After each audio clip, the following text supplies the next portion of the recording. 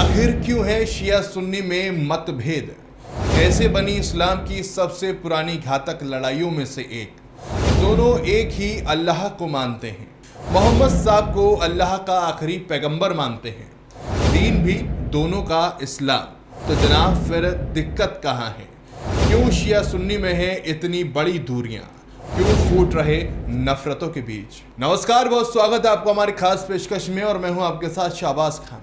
मुसलमान मुख्य रूप से दो समुदायों में बटा है, शिया सुन्नी। यह विवाद इस्लाम के सबसे पुराने और घातक लड़ाइयों में से एक है। इसकी शुरुआत इस्लामी पैगंबर मोहम्मद साहब की मृत्यु के बाद सन 632 में इस्लाम के उत्तराधिकारी पद की लड़ाई को लेकर हुई। कुछ लोगों का कहना था कि मोहम्मद साहब ने अपने चचेरे भाई और दामाद अली को इस्लाम का वारिस बनाया। शिया ये मानते हैं, जबकि अन्य लोगों ने माना कि मोहम्मद साहब ने सिर्फ हज़रत अली का ध्यान रखने को कहा और असली वारिस अबू बकर को होना चाहिए, जो कि सुन्नी है। जो लोग अली के उत्तराधिकारी समर्थक थे उन्हें शिया कहा गया, जबकि अबू बकर के नेता बनाने के समर्थकों को सुन्नी कहा गया। मुस्लिम आबादी में बहुसंख्यक सुन्नी हैं और अनुमानित आंकड़ों के अनुसार इनकी संख्या 85 से 90% के बीच है। दोनों समुदाय के लोग सदियों से एक साथ रहते आए हैं और उनके अधिकांश धार्मिक आस्थाएं और रीति रिवाज एक जैसे हैं। इनमें अंतर है तो सिद्धांत, परंपरा, कानून, धर्म, शास्त्र और धार्मिक संगठन का। उनके नेताओं में भी प्रतिद्वंदिता देखने को मिलती है। सुन्नी मुसलमान कौन है? सुन्नी मुसलमान खुद को इस्लाम की सबसे धर्मनिष्ठ और पारंपरिक शाखा से मानते हैं। सुन्नी शब्द अहले अल सुन्ना से बना है, जिसका मतलब है परंपरा को मानने वाले लोग। इस मामले में परंपरा का संदर्भ ऐसे ही रिवाजों से है जो कि पैगंबर मोहम्मद और उनके करीबियों के व्यवहार या दृष्टांत पर आधारित हो। सुन्नी उन सभी पैगंबरों को मानते हैं जिनका जिक्र कुरान में किया गया, लेकिन अंतिम पैगंबर मोहम्मद ही थे। इनके बाद हुए सभी मुस्लिम नेताओं को सांसारिक शख्सियत के रूप में देखा जाता है। शियाओं की अपेक्षा सुन्नी धार्मिक शिक्षक और नेताओं ऐतिहासिक रूप से सरकारी नियंत्रण में रहे। शिया मुसलमान कौन है? शुरुआती इस्लाम इतिहास में शिया एक राजनीतिक समूह के रूप में थे। शियत अली यानी कि अली की पार्टी। शियाओं का दावा है कि मुसलमानों का नेतृत्व करने का अधिकार अली और उनके वंशजों का ही है। अली पैगंबर मोहम्मद के दामाद थे। मुसलमानों का नेता या खलीफा कौन होगा, इसे लेकर हुए एक संघर्ष में अली मारे गए थे। उनके बेटे हुसैन और हसन ने भी खलीफा होने के लिए संघर्ष किया था। हुसैन की मौत युद्ध क्षेत्र में हुई, जबकि माना जाता है कि हसन को जहर दिया गया था। इन घटनाओं के कारण शियाओं में शहादत और मातम मनाने का इतना महत्व दिया जाता है। शुरुआती सत्ता संघर्ष। मोहम्मद साहब के नेतृत्व में पूरा अरबी प्रायद्वीप एक मत और साम्राज्य के अधीन पहली बार आया था। इतने बड़े साम्राज्य के अधिकारी बनने की होड़ से एक मतभेद का जन्म हुआ। हजरत अली, जो मोहम्मद साहब के चचेरे भाई और दामाद दोनों ही थे, हजरत मोहम्मद साहब के असली उत्तराधिकारी थे और उन्हें ही पहला खलीफा बनना चाहिए था।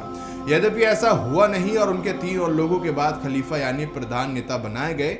अली और उनके बाद उनके वंशजों को इस्लाम का प्रमुख बनना चाहिए था। ऐसा विश्वास रखने वाले शिया हैं। सुन्नी मुसलमान मानते हैं कि हजरत अली सबसे पहले 4 खलीफा अबू बकर, उमर, उस्मान और हजरत अली सतपथी राशिदुन थे, जबकि शिया मुसलमानों का मानना है कि पहले 3 खलीफा इस्लाम के गैर वाजिब प्रधान थे और वो हजरत अली से ही इनामों की गिनती आरंभ करते हैं और इस गिनती में खलीफा शब्द का प्रयोग नहीं करते।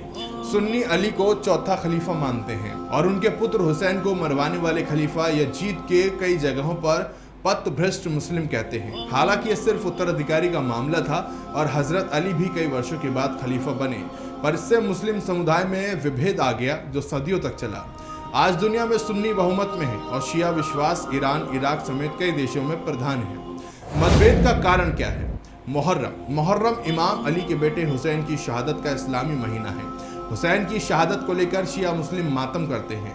हुसैन के साथ करबला में क्या हुआ, किस तरह उनके बच्चों साथियों को मारा गया, उसको याद करते रोते हैं और खुद को खंजर से मातम करके जख्मी करते हैं। साथ ही ताजिए बनाते हैं, जबकि सुन्नी का तर्क अलग है। शिया कहते हैं कि हुसैन को सुन्नी लोगों ने ही कत्ल किया, जबकि सुन्नी कहते हैं कि शियाओं ने ही मारा और अब खुद ही रोते हैं। सुन्नी शियाओं के रोनों को गलत बताते हैं, ताजियों को गलत बताते हैं, पर ऐसा भी नहीं है। सारे सुन्नी ऐसा मानते हैं। आपको सुन्नी मुसलमान मुहर्रम में शामिल होते मिल जाएंगे। शिया और सुन्नी नमाज के बीच का अंतर। दोनों समुदाय 5 वक्त की नमाज पढ़ते हैं, लेकिन नमाज पढ़ने के तरीके ने दोनों का अलग है। सुन्नी 5 वक्त की नमाज 5 अलग अलग टाइम में पढ़ते हैं, लेकिन शिया सुबह की नमाज अलग पढ़ते हैं दोपहर और तीसरे पहर की नमाज एक साथ दोपहर में ही पढ़ देते हैं। शाम और रात की नमाज एक साथ शाम में पढ़ते हैं। इस तरीके को सुन्नी गलत बताते हैं, जबकि शिया का तर्क है कि जैसे दोपहर के फौरन बाद तीसरा पहर का वक्त शुरू हो जाता है, वैसे ही शाम और रात का, इसलिए एक साथ नमाज पढ़ी जा सकती है।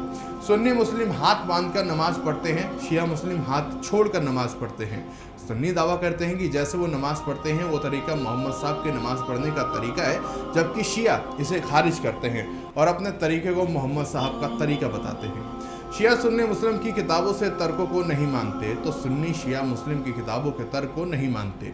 दोनों समुदाय के बीच शादियां ना होने की वजह सिर्फ इतनी है कि शिया शुरू के 3 खलीफा को बिल्कुल नहीं मानते, बस अली को मानते हैं, जबकि सुन्नी अली को भी मानते हैं। तर्क ये दिया जाता है कि अगर शादी होगी तो शिया सुन्नी एक दूसरे की परंपराओं को नहीं निभा पाएंगे, तब दोनों की शादीशुदा जिंदगी में परेशानी होगी। कुछ गलत फहमियाँ भी हैं, दोनों समुदायों के बीच कुछ गलत फहमियाँ भी बनी रहती हैं, जिसमें एक गलत फहमी है कि शिया खाने में थूक कर खिलाते हैं। इस वजह से कट्टर सुन्नी शिया के घर के खाने से परहेज करते हैं, जबकि ये पूरी तरह से अफवाह है।